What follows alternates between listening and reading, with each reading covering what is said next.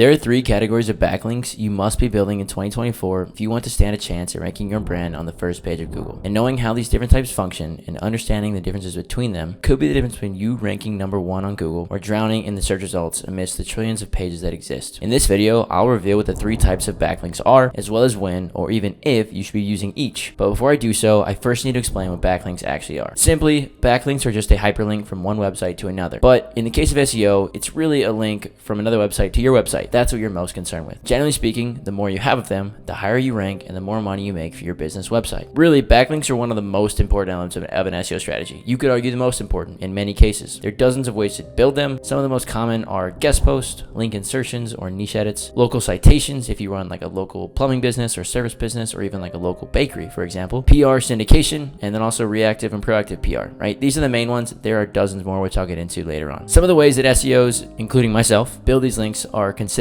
a little bit less than ethical depending on who you ask. And really, I mean Google. Their position on link building is very clear. You can find their entire policy on their spam guidelines online, but the short version is that any links that are intended to manipulate rankings in Google search may be considered link spam. Some of these things include buying or selling links, excessive link exchanges, automated link building, hidden link tactics, and over-optimized anchor text. This is just a few of the methods that fall under their spam policy. And though paying for and manipulating links that directly violates Google spam policy, I, and many other SEOs I know, pay for links regularly. I've been doing it for years. It's a widely accepted practice and simply the most efficient way to get things done. Here's the kicker. Google can't penalize every site on the internet, especially not massive publishing sites like Forbes, which absolutely sells links with the intent of manipulating search results. And over time, the SEO community has started to pick sides, separating everyone into 2 camps, black hat and white hat. I'm sure you've heard these terms before. Let's get into what each of them are. Let's start with black hat, Google's arch nemesis. They directly engage in activities that violate search engine guidelines. They manipulate content, links, and even more technical aspects of websites to really trick Google and other search engines into ranking their sites higher than they otherwise may. These are the most common types: link farms, private blog networks, cloaking, keyword stuffing, hidden text and links, exact and close match anchors, buying links, and click-through rate manipulation. There's no denying it, these tactics are risky. Google wants to penalize these tactics, but given the amount of SEOs doing these things at scale, it's really impossible to catch and penalize them all. I know plenty of SEOs that effectively use some or even all of the methods I just mentioned, plus the dozens that I didn't mention, to make all kinds of money. I've tested several of them on my own sites with some success, but more so than anything, nearly everyone in the SEO industry buys backlinks, myself included. I've been buying them for 4 years and I've never had a site penalized. In fact, I've never had a site penalized for any reason. Because it's such a widespread practice, I have a hard time categorizing buying links as black hat, and I think you'll find that many other SEOs do too. In fact, I would probably put it in a secret third category, which I'll get to in a minute. Let's get on to white hat, total other side of the spectrum here. They adhere strictly to Google's spam guidelines and any other guidelines that Google puts out, never paying for a link or even participating in link exchanges. The whole premise of white hat SEO is that great content will earn links naturally because others want to link to it. That doesn't work ever. I would say most SEOs begin their career as a white hat, having faith that they can write great content and it'll rank automatically. You'll find out pretty fast if you're starting on SEO,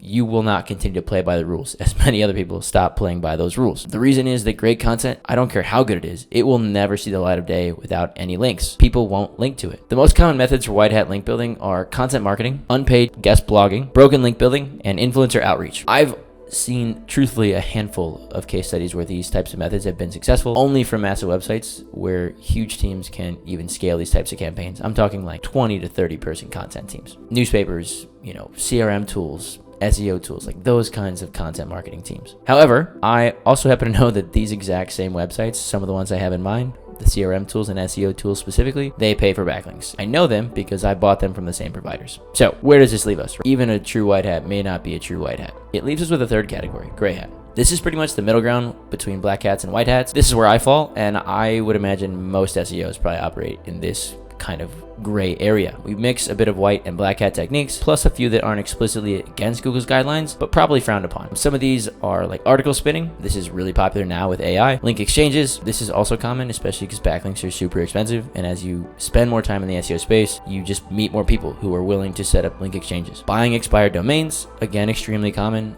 and pretty much you redirect it. And I've done this on several occasions with great success. Buying links. Everyone does it. Like 60 to 70, maybe higher percent of SEOs do it. These tactics are potentially risky, less risky than black hat, but more so than white hat. There's no right or wrong way to do any of these things, right? I know people who do white, black, and gray hat. They just across the entire spectrum. You just need to understand the consequences if you're going to engage in these things. If you pay for links or even build a PBN, you're not breaking the law. You're just essentially going against the policy, right? It's kind of like you're not even a slap on the wrist. The worst thing that'll happen is Google may issue a manual penalty. And if you depend on your website for your income, like you run a niche site or, obviously you own a company website, that could be a problem, right? But a lot of the gray hat and definitely white hat stuff, you're good on. That nothing's going to happen to you. No one's coming for you. Okay, you're free to do that and be successful. If you want to learn more about backlinks, check out this video I made that shows you the best free way to build backlinks in 2024. And if you want to have a quick chat with me to discuss about SEO for your brand, book a call. Links in my description. Peace.